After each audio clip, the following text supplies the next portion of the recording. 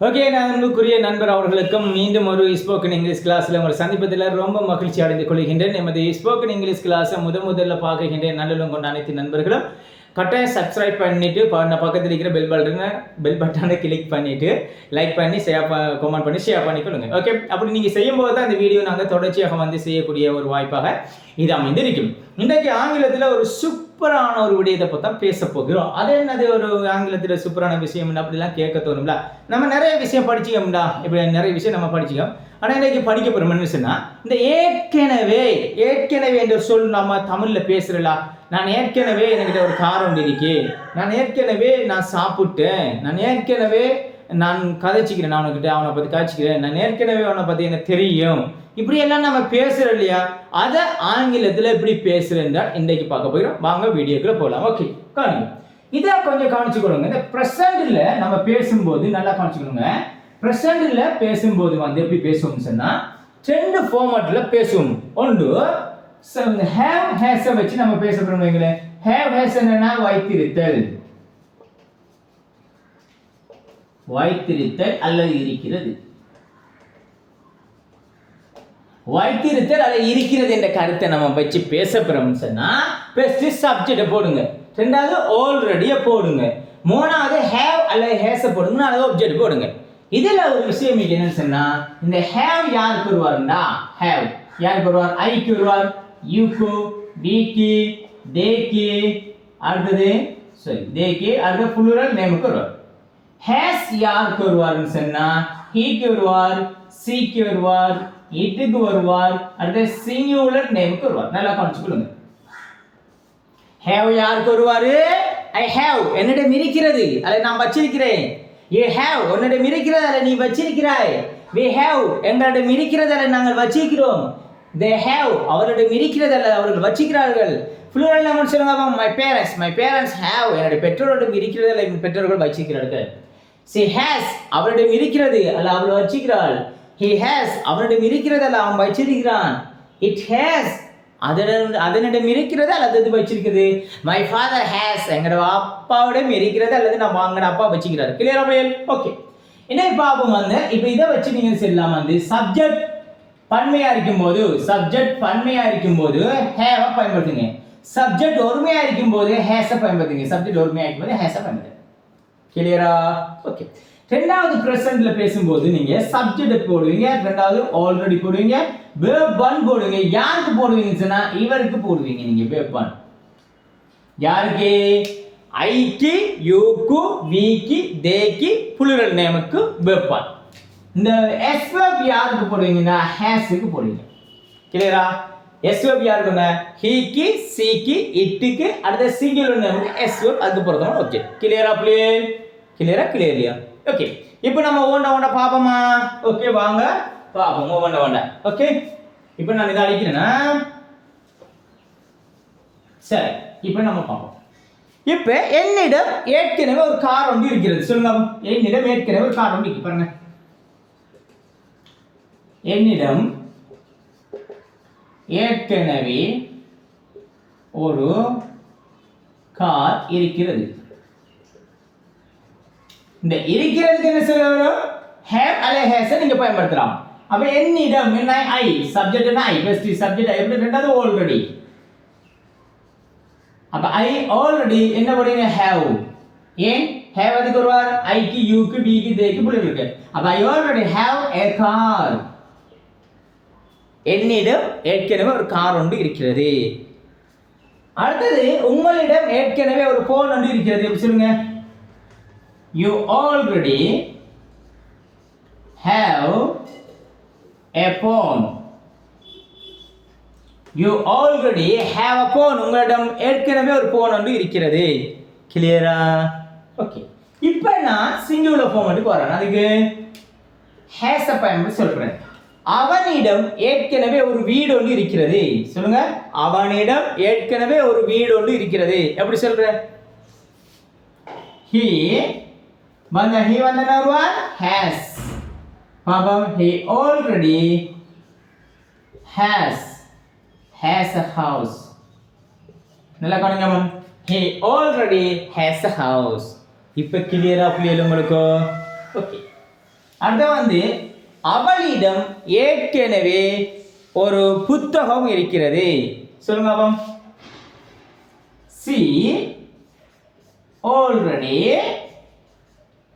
has a book. இப்போ காணிச்சுக்கோங்க. இது எதை வச்சு சொல்ல? have has வச்சு have has வச்சு பேசுறோம். எங்க பேசுறோம்? present பேசுறோம். Simple present. சாதாரண நிகழ்காலத்தில் பேசுறோம். பாருங்க, I already have a car. என்னிடம் ஒரு கார் உண்டு, ஏற்கனவே ஒரு கார் உண்டு இருக்கிறது. You already have a phone. உன்னிடம் already ஏற்கனவே ஒரு phone உண்டு இருக்கிறது. He already has a house. அவனிடம் ஏற்கனவே ஒரு வீடு ஒன்று இருக்கிறது. She already has a book. அவரிடம் ஏற்கனவே ஒரு புத்தகம் ஒன்று இருக்கிறது. கிளியரா நோட் பண்ணிட்டீங்களா? கிளியரா விளங்கிட்டா? விளங்கலன்னா கமெண்ட் பாக்ஸில் கமெண்ட் பண்ணிக்கிறோம், உங்களுக்கு மீண்டும் விளங்கப்படுத்துவோம். கிளியரா? ஓகே. இப்போ ரெண்டாவது ஃபார்முலா பார்ப்போம். நான் நாளைக்கு டபிள்யூ எழுத. ஓகே. இப்போ ரெண்டாவது ஃபார்முலா என்ன பார்க்க போறேன்? இந்த ஹேவ் எஸ் இல்லாம என்ன பார்க்க போறேன்? வேர்பை வச்சு பார்க்க போறோம். பிரசன்ட் இல்லை. அப்போ என்ன வரும்? ஆல்ரெடி என்ன போடுவோம்? ஆல்ரெடி போட்டுட்டு அடுத்து என்ன போட போறேன்? verb one, அடுத்தது s verb plus object. இந்த s verb யாருக்கு வருவாருன்னு சொன்னா நல்லா கவனிச்சுக்கோங்க. verb one யாருக்கு வருவாருன்னு சொன்னா இவருக்கு வருவார். யாருக்கு? இந்த I, you, we, they plural nameக்கு verb one வருவார். verb one சாதாரண verb. இந்த s verb யாருக்கு வருவாருன்னா he, she, it at the singular nameக்கு வருவார். எங்க? சாதாரண நிகழ்காலத்தில் பேசும் பொழுது மட்டும். விளங்குதா? சாதாரண நிகழ்காலத்தில் மட்டும்தான். அப்ப subject he, she, it singular name வந்தா s verb போடுங்க. ஒரு verb s என்று வருவார். Subject I, you, we, they plural name வந்தா verb one, அதாவது சாதாரண verb போடுங்க. விளங்கிட்டா? இப்ப பாப்போமா. இப்ப நான் இப்ப பாருங்க, உனக்கு என்ன தெரியும்? உனக்கு என்னை தெரியும். உனக்கு என்னை தெரியும். உதாரணம் காணுங்க. உனக்கு என்னை தெரியும். உனக்கு என்னை தெரியும். சரியா? உனக்கு ஏற்கனவே என்னை தெரியும். உனக்கு ஏற்கனவே என்னை தெரியும். இங்க தெரியும் என்பது என்ன? verb. தெரியும் என்றதுக்கு சொல்ற verb என்ன? no. தெரியும் என்று சொல்றதுக்கு என்ன verb? no. உனக்கு அப்ப you வந்து என்ன வருவார்? you என்பது என்ன? பன்மை. verb one வருவார். கிளியரா? அப்ப you already verb one என்ன? know me. பாருங்க, you already know me. உனக்கு ஏற்கனவே என்ன தெரியும். விளங்கிட்டா? நீ ஏற்கனவே கதைக்கிறாய். எப்படி சொல்லுங்க. you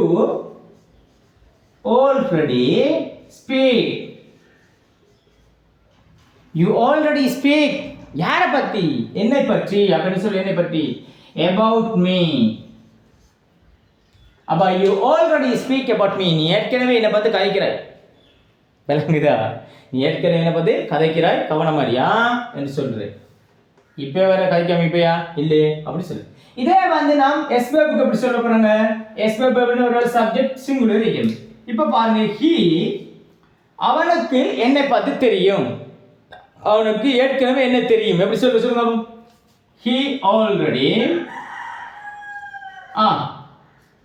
நோ வருவாரா நோஸ் வருவாரா? ஏன்னா சப்ஜெக்ட் ஒருமையில் இருந்தாங்க, நோஸ் வருவார். அப்ப he already knows me. அவனுக்கு ஏற்கனவே என்னை பத்தி தெரியும். கிளியரா? அடுத்து பாருங்க, அவள் ஏற்கனவே என்ன உன்னை பற்றி கதைக்கிறாள். அவள் ஏற்கனவே உன்னை பத்தி கதைக்கிறாள். எப்படி சொல்லுங்க? she already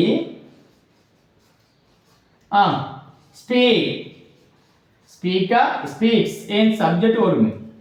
she already speaks about you. she already speaks about you. அவள் ஏற்கனவே உன்னை பத்தி கதைக்கிறாள். கிளியரா புள்ளியே? ஓகே, இப்போ இது பாஸ்ட்ல பார்ப்போம். இறந்த காலத்துக்கு எப்படி இருப்போம்னு பார்க்க போறோம்.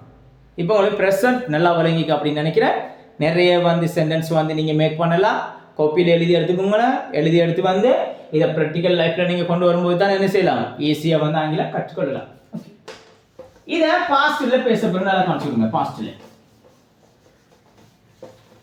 பாஸ்டில் பேசும்போது இந்த சென்டென்ஸை நம்ம 2 பேட்டர்னில் உடைக்கிறல. சப்ஜெக்ட் எல்லா சப்ஜெக்ட்டுக்கும் வெப் 2 தான் வருவார். கிளியரா அப்படியே? இப்போ already web 2 plus subject. Web 2 என்ன? பாஸ்ட் வெப், இறந்த கால வெப். உதாரணம், கம் என்ன? கம்ட பாஸ்ட் என்ன? கேம். ஈட் என்ன? ஈட்ற பாஸ்ட் என்ன? ஏட். வாட்ச் என்ன? வாட்ச்ற பாஸ்ட் என்ன? வாட்ச்ட். கிளியரா? இப்போ சொல்லுங்க அப்பா, நான் ஏற்கனவே சாப்பிட்டேன். எப்படி சொல்றேன்? நான் ஏற்கனவே சாப்பிட்டேன். எப்படி சொல்லுங்க அப்பா? சப்ஜெக்ட் என்ன? I already சாப்பிட்டேன். என்ன சொல்ற? பாஸ்ட்ல ate. I already ate. நான் ஏற்கனவே சாப்பிட்டேன். என்ன சாப்பிட்டேன்? ரைஸ், சோறு சாப்பிட்டேன். அப்ப I already ate rice. நான் ஏற்கனவே சோறு சாப்பிட்டேன். கிளியரா பிள்ளையே? நான் ஏற்கனவே அந்த படத்தை பார்த்துட்டேன். நான் ஏற்கனவே அந்த படத்தை பார்த்துட்டேன். எப்படி சொல்லுங்க பாப்பா? ஏற்கனவே நான் அந்த படத்தை பார்த்துட்டேன். சொல்லுங்க பாப்பா. I already watched and past பேசுறேன். இறந்த காலத்துல I already watched the movie. The movie சொல்லலாம் அல்லது ஃபிலிம்னு சொல்லலாம். அப்ப I already watched the movie. நான் ஏற்கனவே அந்த படத்தை பார்த்துட்டேன். நான் ஏற்கனவே அவனுக்கு கால் பண்ணிட்டேன். அவனுக்கு ஏற்கனவே நான் கால் பண்ணிட்டேன். எப்படி சொல்றேன்? I already called. பாஸ்ட்ல பாருங்க, பாஸ்ட் called. ed verb வர. I already called him. நான் ஏற்கனவே அவனுக்கு கால் பண்ணிட்டேன். நான் ஏற்கனவே அவனுக்கு கால் பண்ணிட்டேன். அவர்கள் ஏற்கனவே என்னை சந்தித்துட்டார்கள். அவர்கள் ஏற்கனவே என்னை சந்தித்துட்டார்கள். எப்படி சொல்லுவோம்? அவர்களுக்கு என்ன சொல்லுவோம்? they already meet past என்ன புள்ளியல்? met. அப்ப meet past met me. they already met me. அவர்கள் ஏற்கனவே என்னை சந்தித்துட்டார்கள். இதுக்கு பாஸ்ட்ல எப்படி சொல்லுவோம் பாருங்க. அப்ப இதுல பாஸ்ட் டென்ஸ்ல வந்து நம்ம எப்படி பேசுவோம்? பாஸ்ட்ல எப்படி பேசுவோம்? சப்ஜெக்ட் ஃபர்ஸ்ட் போடுவோம், அடுத்து ஆல்ரெடி போடுவோம், வெப் 2 பாஸ்ட் போடுவோம், அடுத்து ஆப்ஜெக்ட் போடுவோம். கிளியரா? அடுத்தது பாஸ்ட் பெர்ஃபெக்ட். பாஸ்ட் பெர்ஃபெக்ட்ல பெர்ஃபெக்ட் டென்ஸ்ல பேசும்போது, இறந்த கால வினைமுற்று டென்ஸ்ல பேசும்போது எப்படி பேசணும்? இதுக்கு பேசும்போது இந்த ஃபார்முலா மாறும்.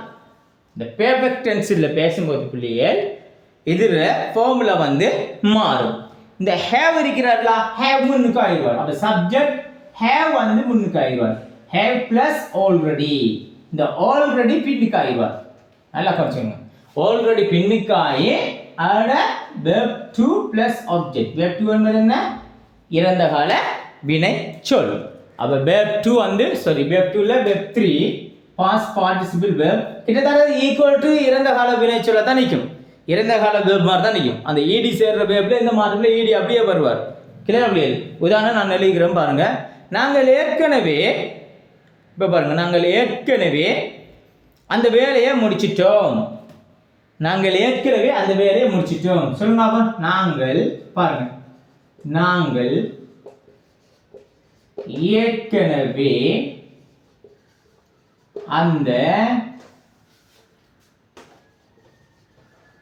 வேலையை முடித்து விட்டோம். எப்படி சொல்ற? முதல்ல என்ன பண்ணுங்க? சப்ஜெக்ட் என்ன பண்ணுங்க? நாங்கள் be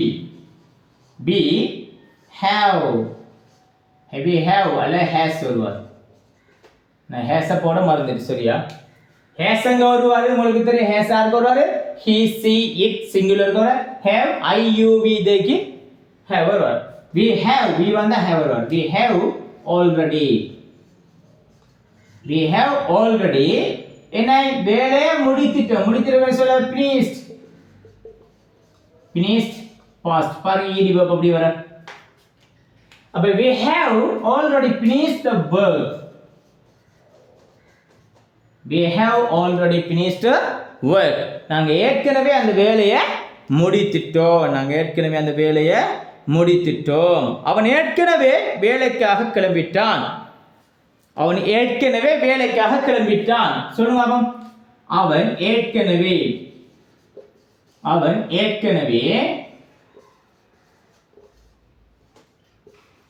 வேலைக்காக கிளம்பிட்டான்னா போயிட்டான். அப்ப கிளம்புற போறதுக்கு என்ன சொல்லுங்க லீவ். போறான்னா லீவ்.